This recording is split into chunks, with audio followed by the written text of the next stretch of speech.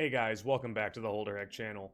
This week we're going to talk about something that I'm pretty sure most people don't really know about, and that's going to be Spellhancement or Spellhance. This is a gearing choice and playstyle for the Enhancement Shaman in PvP. Almost any spec of Shaman could utilize this playstyle, but it is most heavily benefited by a deep enhanced Shaman. We're going to go over specs and gearing choices and enchants, but essentially this is a playstyle that allows you to be deep enhanced while at the same time doing moderate to high spell damage and being able to off heal and still being able to one-shot people with a two-hander whenever you need to. I know this sounds pretty amazing, and that's because it is, so let's get into it. The first thing we're going to get into with Spellhancement is going to be the gearing of Spellhancement. And it is what makes it so hard to pull off, because to do this without the rank 10 PvP set and without the rank 13 PvP set, which is BIS for this playstyle, you have to mix and match what would be like your best elemental pieces and your best enhancement pieces, and then kind of weigh just a little bit heavier on the elemental pieces, but then still play as if you were enhancement, typically with a one-handed weapon and a shield. So this is an example gear set that I threw together. It is essentially what I PvP with in my Spellhancement set, but just like a little bit better in a couple of places. So you're going to notice right off the bat that you are not spell hit capped and you are not melee hit capped. The only way to do that would be to go into Nature's Guidance, and we will go into talents in a little bit. But if you're running any other spec that doesn't utilize Nature's Guidance, you're just going to have to deal with not being melee hit capped and also not being spell hit capped. This sounds bad, and it is, but it's not as bad as you think, and you don't miss or get resisted as much as you think you would, so it's not really the end of the world as long as you have a couple melee hit pieces and something for spell hit, you'll be okay. So let's just go straight down the line. You're going to be using, like I said, the best pieces you have. So if your pieces aren't quite as good as this, you can use sub in some stuff. It's totally fine. So you'd use Helmet of 10 Storms. Spell crit is really, really important for Spellhancement because you're not stacking spell power. So spell crit becomes one of your best stats because, again, we're not going all the way down into elemental unless we do elemental flurry. Again, there's so many caveats, but you want spell crit because you want your shocks to crit, and on the off chance that you throw lightning bolts and chain lightnings, you want those to crit. So we're going to be utilizing crit damage to do our spell damage instead of spell power, if that makes any sense. So anywhere you can get spell crit, it's fine. Helmet of 10 Storms doesn't really have that much spell damage, but it does have a spell crit. It has decent stamina. It has resists, which are actually pretty useful in PvP. And, a lot of intellect, which we need to cast spells. So Helmet of 10 Storms. Onyxia Tooth Pendant, you need your melee hit. Critical Strike's really good. It's got some fire resistance, whatever. Agility is dodge. It's pretty good, right? Deep Earth Spalders. Now, the only time spell power really matters is if you can just get nature spell damage. Lightning Shield has a 100% spell coefficient. So that means every bit of spell power you get goes into the 3 orbs of Lightning Shield. So if you can just get anything that stacks nature damage, it's going to be 100% delivered into damage into Lightning Shield. So Deep Earth, pretty good. You could also go with the 10 Storm Shoulders. They're down here somewhere. Yeah, so you can go with 10 Storm Shoulders. Those are pretty good. You get a spell crit out of that. I'm leaving out anything that's cloth or anything that you acquire from PvP, but the Champion's Mail Shoulders are also very good, as I said before. The rank 10 and the rank 13 set are very, very good for this specific playstyle, but let's just assume we don't have access to that stuff. Now we'd go into the Saffron Drape. Saffron Drape's really good, again, because there's some stamina. You got some intellect to cast spells. You got an okay amount of spell power. And Frost and Arcane Resistance is good, because you know what? Mages. So you could also substitute this for a Chromatic Cape to stack more spell crit. That one has Fire and Shadow. That one's more of a Warlocks. So you pick. I went with Saffron Drape because it's easier to get. Savage Gladiator Chain, the best melee DPS chest in the game. If you want to focus more on spell power, you could use like a Breastplate of 10 Storms or some Mail Armor of Nature Wrath if you really, really want to be a glass cannon, but I just went with Savage Gladiator Chain because it's amazing. Wrist Guards of True Flight, again adding you just a touch more melee hit, as well as giving you another melee crit. If you want to focus more on spell power, you could again get some green Bracers of Nature's Wrath, enchant them with stamina, or you could get the Warsong Gulch Bracers. Those have a decent amount of spell power. Or if you're able to kill Kha'Zix, I believe there's spell crit bracers off of him. Now, the weapon I personally use is a Gut Gore Ripper because it was easy to get. I put Fiery on it. I think in an ideal world, I'd probably want to use Perdition's Blade and put Life Stealing on it, because then you get the Fire Blast and you get a Life Steal proc, so that's pretty good. Malistar's irreplaceable for PvP. So much armor, it makes you, it doubles your armor essentially, so it makes you very, very tanky. I highly recommend getting a Malistar's. If you can't get a Malistar's, get an immovable object at the very least. Chromatic Gauntlets, they're pretty good. The resistances are pretty good. Lots of attack power. Melee crit, spell crit. They're like a perfect item if they had stamina, right? They don't have stamina. If you wanted, you could get the Bloodguard Mail Grips, but those don't have any melee stats to speak of, so you're really just banking on the spell damage and the spell crit. At least the Chromatic Gauntlets help round you out a little bit in the melee DPS department, which is very important for this. You can't just focus one way or the other. Primalist Linked Waistguard. As an item by itself, not really that great, but for this specific playstyle and for this specific type of PvP, just essentially Biss. It does everything you're supposed to do. You have melee DPS stats, you have stamina, you have a little bit of spell power. It's pretty good. Primalist Linked Laggards. Biss for this playstyle for sure. 2 spell crit, 1 spell hit. This is the only item that gives you any spell hit, so you kind of need that. Lots of stamina, lots of int. They're very good. You could side grade these for the 10 Storms legs and be totally fine. And then Sabatons of the Flamewalker, just a massive amount of stamina and a little bit of attack power.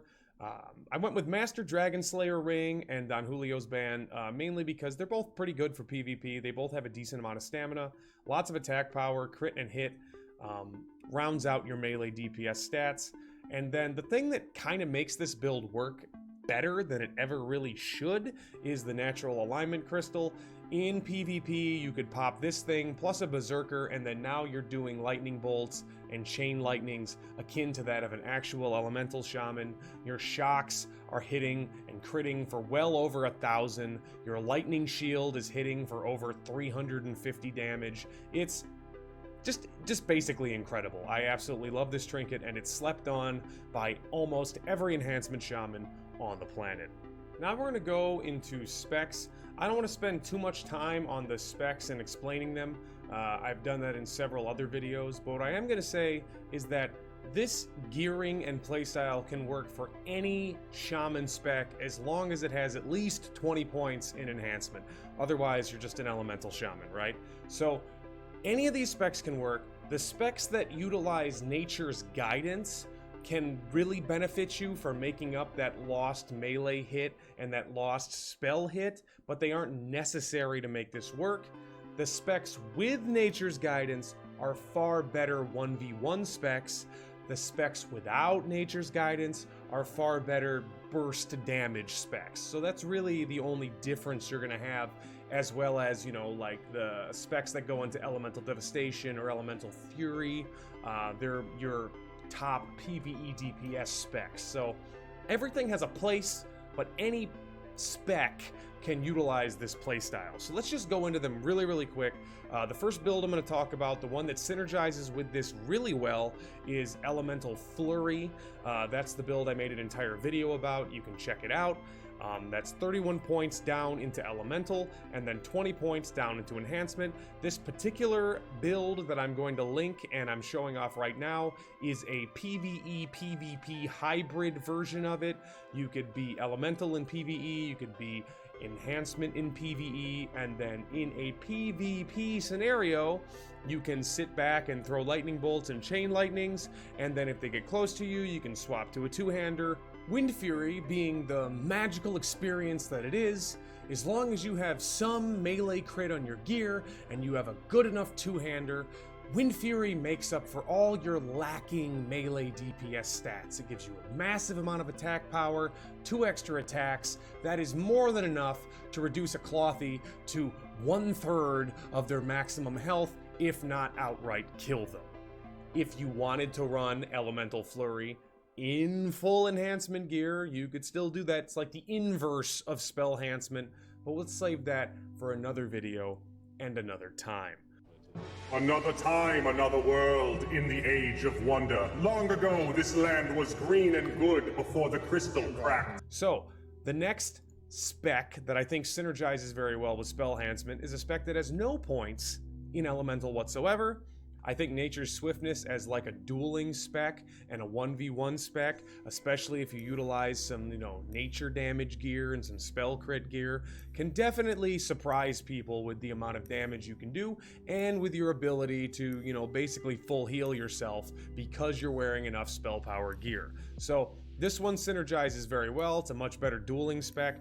Storm Strike, really not great for 1v1 battles. It's much more used in a, I'm a chess piece, I exist to kill that thing and then move back, right? Cool, we understand. Now, another build that can utilize this pretty well is the 63114, just your basic general enhancement shaman build. This is one that I think most people run with, all the way down to Storm Strike, all the way down to Nature's Guidance. You got your spell hit, you got your melee hit, you got Storm Strike for PvE DPS, and you can do a little bit more damage with your shocks. This is your all-around, generalized enhancement shaman build. It works pretty well with this gear. Then we're going to go into the 2 talent trees that utilize a lot of Elemental, but still use a lot of Enhancement, right? So kind of what this is almost built for.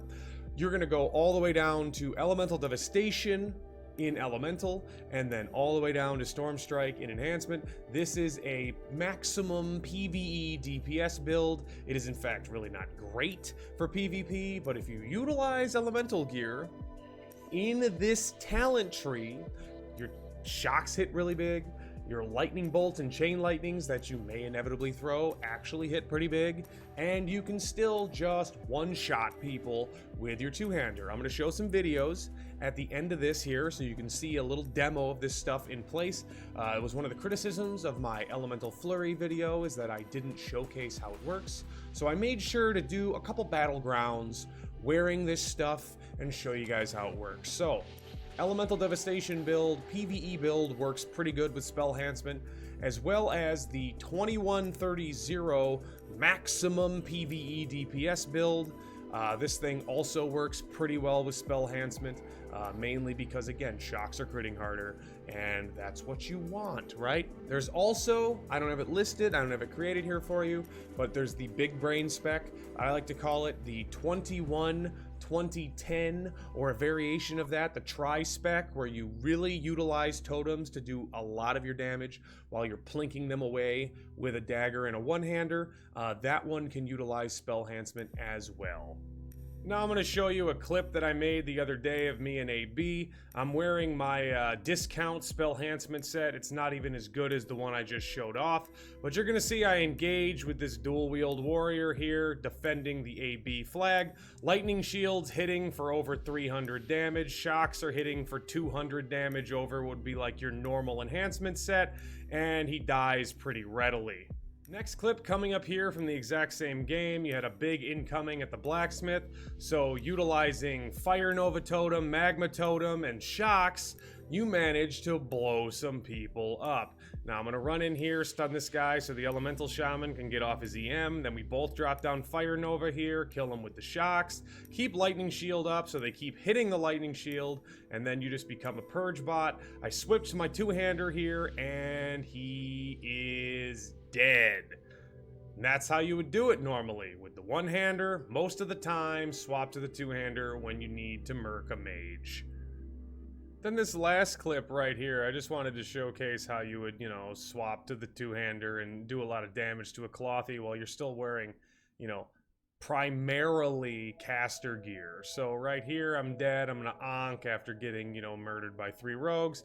Just delete this mage. That's still a little like 1500 damage. None of those even crit. Obviously, if they crit, would do more. So this paladin's gonna blow his bubble, and I'll just sit here and bandage. And then once the bandage is done and his bubble wears off, we go in there and we deal with the paladin in the best way to deal with a paladin, by bonking them on their friggin' head. So that's going to be it for the Spellhancement guide. I just want to say it really comes down to the ability you have to collect elemental gear and enhancement gear and make both of those sets as good as possible.